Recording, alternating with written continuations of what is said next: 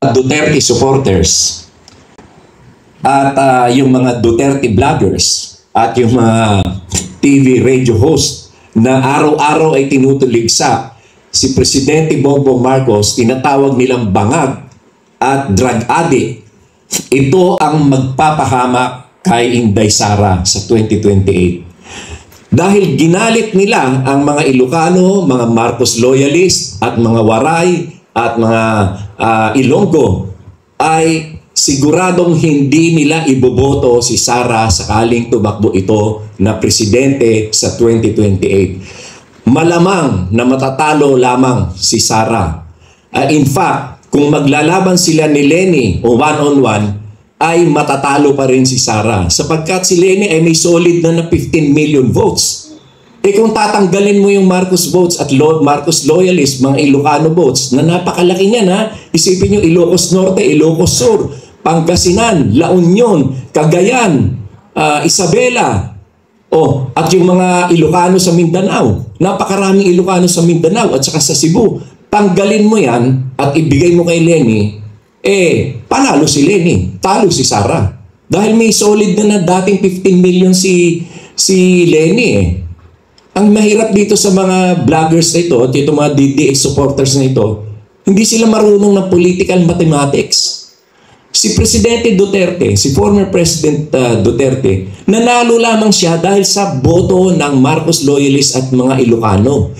Dahil kasi noong panahon na yon, ang kalaban ni Presidente Duterte ay si Mar Rojas at saka si Binay. Parehong dilaw yon. So natural, no choice. No choice ang mga Ilocano, ang mga Marcos loyalist, lalo pa at ipinangako ni Presidente Duterte at then Mayor Duterte na ipapalibing niya sa libingan ng mga bayani si President Ferdinand Marcos Sr. So therefore, siya ay binoto. Alangan naman na iboto ng mga Marcos loyalist at mga Ilocano si Mar Rojas at saka si Binay. Tinatawag nilang magnanakaw si BDM at ang Marcos family. Di siyempre, forced to vote for Duterte. Kaya hindi sila pwede magmalaki na napakalaki ng boto nila. Kung magwa-one-on-one si Lenny at si Sara, malamang matalo si Sara. Dahil kasi hindi siya iboboto ng mga Marcos loyalist at mga Ilocano. Tawagin ba naman nilang bangag at adik si BBM, i-expect mo ba na boboto pa sa kanay kay Sara yung mga yan? Natural, hindi. Galit na sila ngayon Ang may kasalanan niyan, ang napahamak niyan ay si Sara. Kagagawan ng mga DDS vloggers at mga DDS supporters at mismong yung tatay niya. O tawagin yung araw-araw bangag at adik si BBM. Tingnan ko lang kung iboboto pa si Sara. Natural, hindi. Kaya malamang-lamang, matatalo lamang si Sara sa 2028. Lalo na, halimbawa, nagsanib ang puwersa ni Martin Romualdez at halimbawa, sa kalaunan, nagsama si Martin at saka si Lenny. Di wala na. Kuha na yung boto ng kabila plus yung boto ng Marcos loyalist at Ilocano. Kaya walang patutunguhan ang candidacy ni Sara sa 2028 dahil ginalit nila ang mga Marcos loyalist, ang mga Ilocano at mga Waray ni Imelda Marcos at ang mga Ilonggo na nasasakupan ni First Lady Lam. Ginalit nila Alangan naman na tinawag mo nga kaming bangag, tinawag mo kaming adik. Iboboto pa rin kita? Natural, hindi.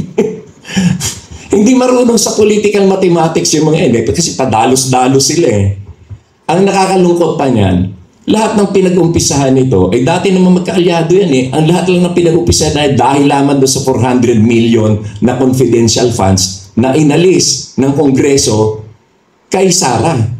At doon na, nagwala-wala na sila. Kung may kasalanan, kung matalo si Sara sa 2028, ang may kasalanan niyan ay yung mga DDS vloggers, yung mga DDS supporters at yung tatay niya. Okay, pangatlong issue.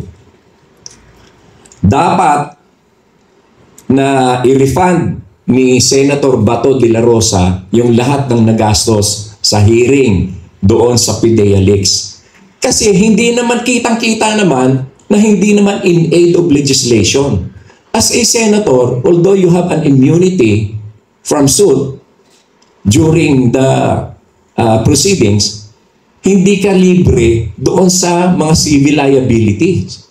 Ginagastos mo yung pera ng taong bayan ng walang kapararakan from the very start. Kitang-kita na lahat yun ay hearsay, lahat yun ay invento ni Morales. And still, nagpatawag ka pa rin ng hearing, ginastos mo pa yung pera ng taong bayan. So dapat ay i-refund ni Senator Bato ang lahat ng nagastos dyan.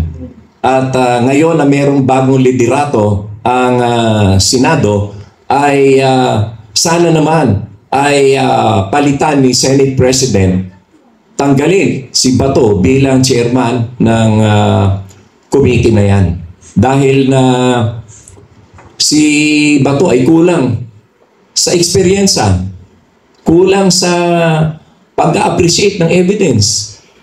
At nagmukhang katawa-tawa at nagmukhang komedya at nagmukhang sirkos ang Senado sa kagagawan niya. Mabuti pa, nagbisaya na lang siya at meron na lang interpreter. Ako, I am not ashamed to admit that I am a Bisaya. Bisaya man ako. Diligid ako mapahuya kung ako ay kung ako ay mag-amin nga ako ay Bisaya. Oo. Pero yung pilitin ko na mag-English ng baluktot, Carabao English at baluktot na Tagalog, tapos makikita ng buong mundo, ganun pala yung mga senador nyo, kahihiyan yun. Buti pa, nagbisaya na lang siya. At meron na lang interpreter. Kaya dapat ibalik niya yung nagastos lahat dyan sa hearing na yan. Ako rin ay magpapadala ng official letter sa Senado to demand the refund of all the expenses related to the hearings of PIDEA Leaks.